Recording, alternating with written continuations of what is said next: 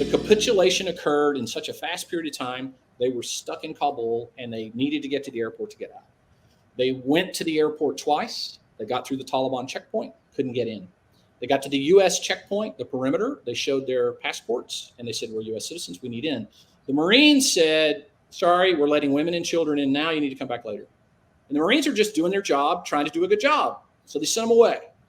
They tried it again the next day. The same thing happened. Then they called me. This would be on like day 3 of the whole event. They said, hey, can you help?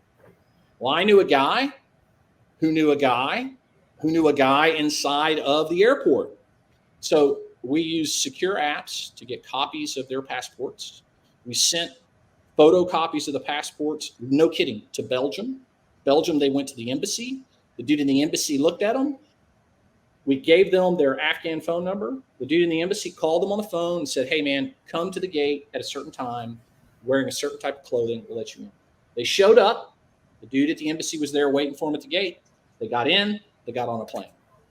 So that's a back-end workaround. That's a sort of example that we use to help get people in because the formal system was overwhelmed.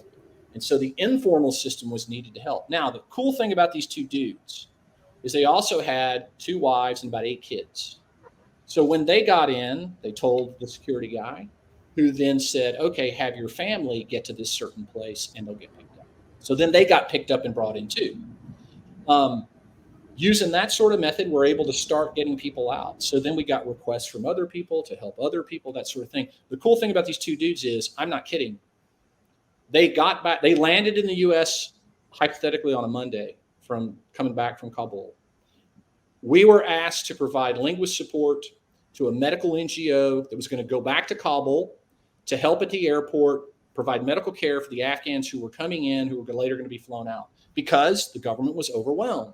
These 2 dudes volunteered, got back on a deadgun plane and flew right back over there to support the U.S. effort to get people out. That's the over.